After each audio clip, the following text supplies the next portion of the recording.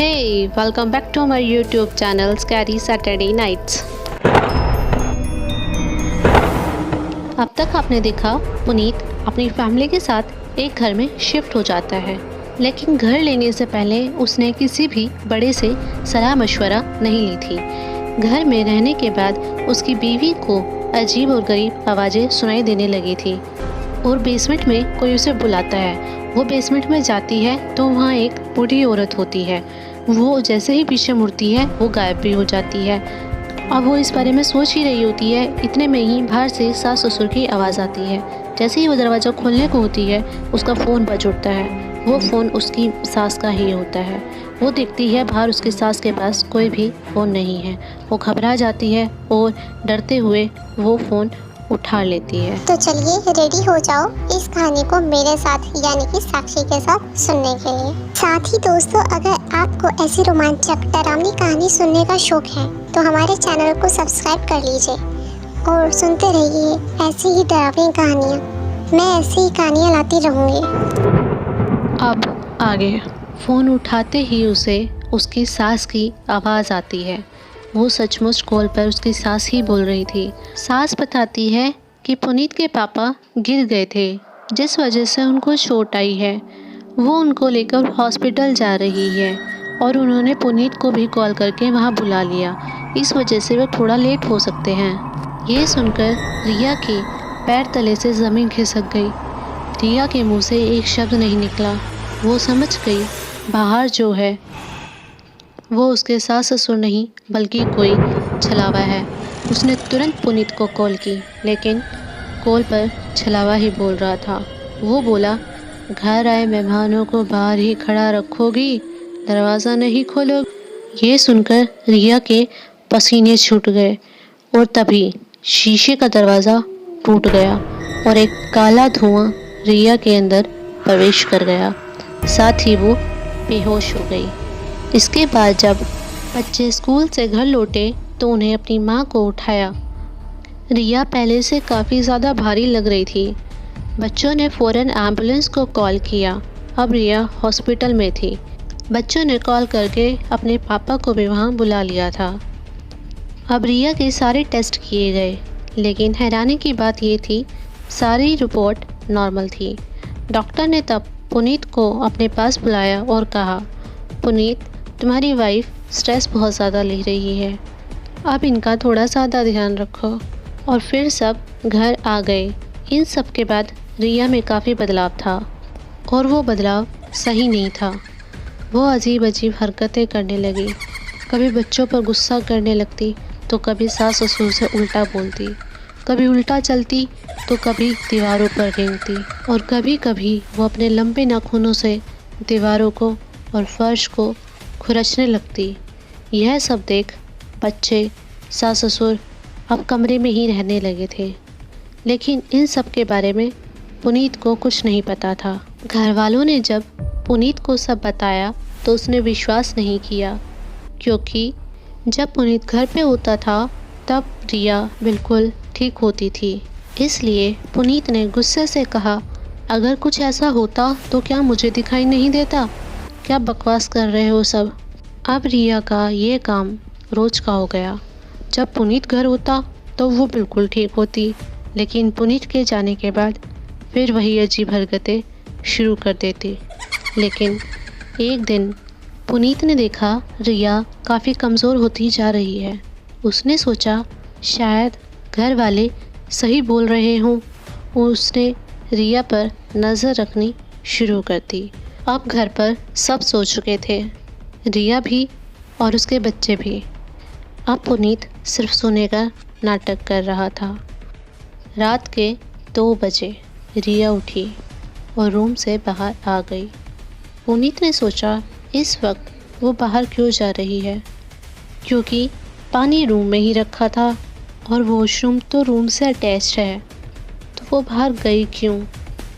पुनीत को शक हुआ।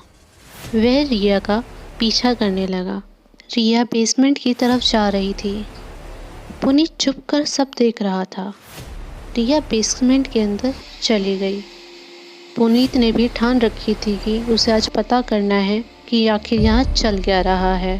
पुनीत अब रिया को बेसमेंट में झांक कर देखने लगा, लेकिन वहाँ का नज़ारा कुछ और ही बयां कर रहा था। रिया का चेहरा बिल्कुल बदल चुका था। वो वहाँ पर उल्टी उल्टी हरकतें कर रही थी। वो वहाँ के चूहे खा रही थी, जिससे चूहों का खून उसके मुंह पर लगा था। वो बेहद डरावनी लग रही थी। वो ना इंसान लग रही थी और ना ही शैतान। इतना डरावना खौफनाक मंजर देखकर पुनीत अपनी आंखों पर विश्वास नहीं कर पाया। वो अब जान चुका था कि इस बंगले में सचमुच भूत प्रेत का साया है। वो तुरंत हड़बड़ाता हुआ अपने कमरे की तरफ दौड़ा और बिस्तर पर ऐसे लेट गया जैसे वो सोया हुआ है और उसे कुछ नहीं पता। कुछ मिनट में रिया भी वहीं आकर सो गई। पुनीत काफ़ी लाचार महसूस कर रहा था। वो काफ़ी डरा हुआ था, लेकिन वो कुछ नहीं कर सकता था। बस उम्मीद थी कि आज की रात ठीक ठाक कैसे भी गुजर जाए। वो चुपचाप वहीं लेटा रहा, क्योंकि उसे पता था अगर उसने छोटी सी भी गलती की तो उसके बच्चे और माता पिता को कोई नहीं बचा सकेगा।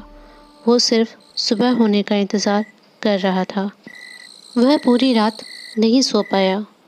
वो सुबह जल्दी उठ गया और अपने माता पिता को जाकर सारी घटना बताई। रिया अभी भी सोई हुई थी। पुनीत ने रिया के रूम की बाहर से कुंडी लगाई और अपने बच्चे माता पिता को लेकर बंगले से बाहर आ गया। कुछ देर बाद पुनीत की माँ ने बताया, शहर में एक पापा रहते हैं, हो ना हो वो हमारी मदद ज़रूर करेंगे। और पुनीत निकल गया बाबा को अपने बंगले में लाने के लिए। कुछ देर बाद पुनीत बाबा को लेकर घर में आ गया। बाबा ने जैसे ही घर में पैर रखा, बाबा भी दंग रह गए। उन्होंने बताया, यहाँ सिर्फ एक नहीं, कई शैतान आत्माओं का डेरा है और ये प्रेत आत्माएं इतनी शक्तिशाली हैं कि कोई इनका कुछ नहीं बिगाड़ सकता। पुनीत बाबा को लेकर रिया के कमरे में पहुंचा तो उसने देखा वहाँ रिया नहीं थी। पुनीत हैरान हो गया। इधर उधर देखा तो पता चला उसकी बीवी बिस्तर के नीचे सांप की तरह रेंग रही थी। बाबा ने पुनीत का हाथ पकड़ा और अपनी तरफ खींच लिया और उस बिस्तर के चारों तरफ चावल के दाने छिड़क दिए। बाबा ने एक सामग्री का प्रसाद पुनीत को दिया और कहा, इसे रिया को खिला दो, और कहा इसे खाने के बाद रिया में शैतान का असर कम हो जाएगा और हो सकता है शैतान रिया का शरीर छोड़ भी दे। और हाँ, याद रखना, वो शरीर छोड़ देगी लेकिन यह बंगला कभी नहीं। तुम लोगों को यह बंगला खाली कर कर जाना ही पड़ेगा। लेकिन अब पुनीत की परेशानी बढ़ती ही जा रही थी। वो प्रसाद खिलाने में नाकामयाब होता जा रहा था। लेकिन एक दिन उसने अपनी बीवी को वो सामग्री खिला दी, लेकिन उसके बाद रिया 2 हफ्ते तक वहीं पड़ी रही और तीसरे हफ्ते उसने खून की उल्टियाँ कर दी। पुनीत डर गया। बाबा ने न जाने ये क्या दे दिया है और कहा, ये बाबा होते ही ढोंगी हैं, सिर्फ ये पैसे कमाने का ज़रिया है। लेकिन रिया लगातार 3 घंटे तक खून की उल्टियाँ करती रही और अब सबको लग रहा था रिया नहीं बचेगी। लेकिन हैरान कर देने वाली बात यह थी, इतना सब होने के बाद रिया को होश आया। वो नॉर्मल बिहेव कर रही थी। बस वही पल था जिसे पुनीत इंतज़ार कर रहा था। उसने जल्दी से सभी का सामान पैक किया और फैमिली को लेकर वहाँ से निकल गया। जाते जाते उसने घर के बंगले की दहलीज पर नमस्कार किया और माफ़ी मांगी, क्योंकि इस बंगले में घटी घटनाओं के बाद वो समझ गया था, जो चीज़ जिसकी होती है वो उसी की रहती है। उस पर हमें अपना हक नहीं जताना चाहिए और बिना बड़ों की सलाह के कोई काम नहीं करना चाहिए। वो तो भगवान की कृपा से उसकी बीवी बच गई, नहीं तो उस बंगले में इतने सारे भूतों के बीच रहकर आज तक कोई नहीं बचा।